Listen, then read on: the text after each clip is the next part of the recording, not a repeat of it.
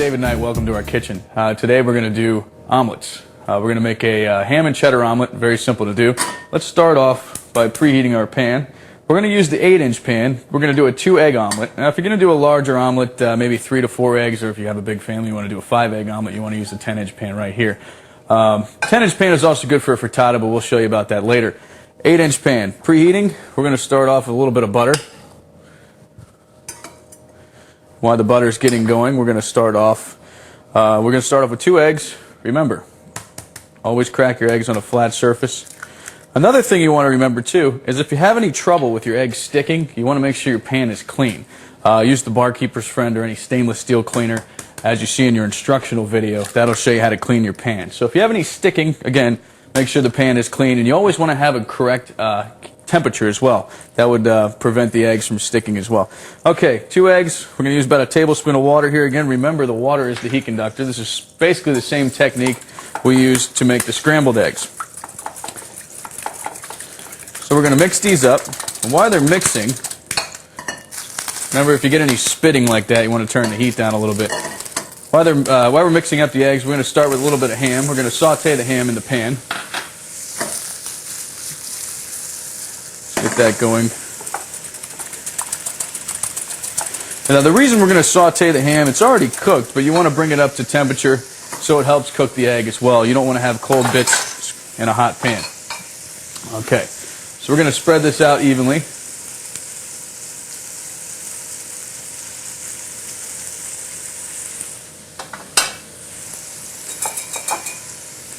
And to that, we're going to add our eggs. Now you want to do this in a circular motion so it kind of pushes all the ham into the center of the egg.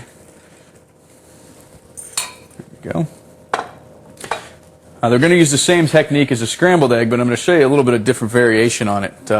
This one actually you want you don't want to push the eggs into the center. You want to have like a flat disc so you can have an omelet. Again, let it cook.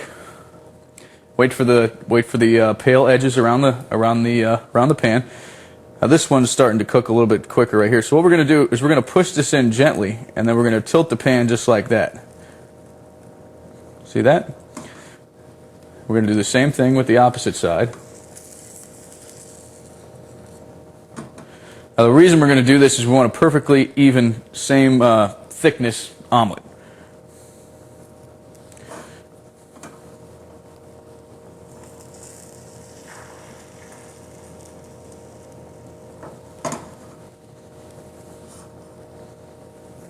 Loosen up the edges. Now, if you can do anything with omelets. They're kind of a great canvas, if you will, for your food. You can put anything in here you want. We're going to put cheese in a second, but this is just a real basic ingredient. And another tip too: you don't want to put a lot of ingredients in your omelet because it'll be harder. It'll be harder for the egg to stay stable. It'll fall apart when you try to flip it out. So try to stick to 3 or 4 ingredients at the most. You don't want to cram too many things in there. And if you're going to do that, make sure you do, if you want to, obviously you can do whatever you want to do, but if you want to do something like that, make sure you do smaller parts of each item.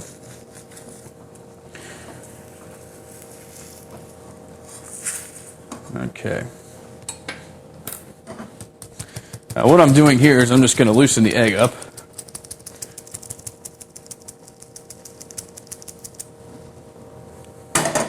At this point, we'd add the cheese.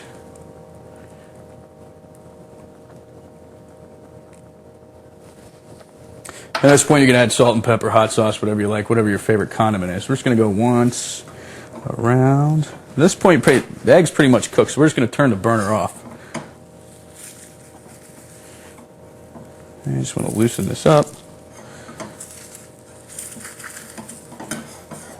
Okay.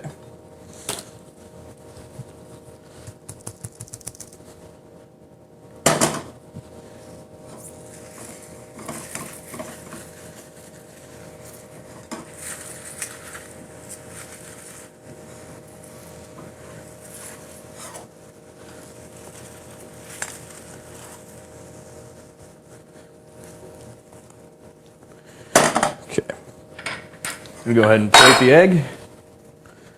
Basically what you're going to do this is you're going to fold it over on itself, just like that.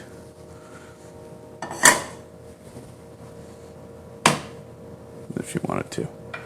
Just give it a little bit more cheese on the top. It's up to you. There you have it. Omelets.